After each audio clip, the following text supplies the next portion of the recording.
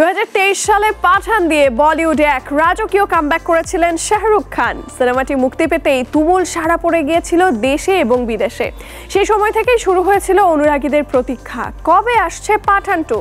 অবশেষে ইয়াজরাজ স্পাইভার্সের জনপ্রিয় এই চরিত্রকে আবারও পর্দায় ফেরানোর কাজ শুরু করেছেন তারা। तुम्हें मारनाबाजी के लिए पठान तो आया।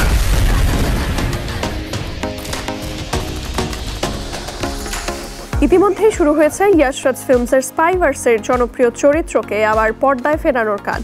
এবার চিলিতেই হতে পারে এই ছবির শুটিং। গত ফেব্রুয়ারি মাস নাগাদ ছবির চিত্রনাট্যের চূড়ান্ত খসড়া তৈরি করেছে আদিত্য চোপড়া, এমনটাই জানা গিয়েছে। 1.5 বছরের বেশি সময় লেগেছে এই চিত্রনাট্য প্রস্তুত করতে।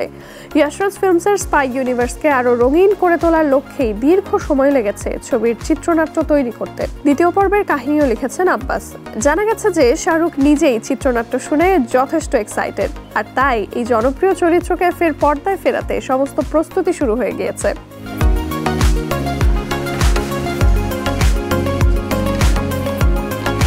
চিলিতে শুটিং এর ব্যাপারেও শাহরুখ সহ সকলেই সহমত বলে খবরে প্রকাশ।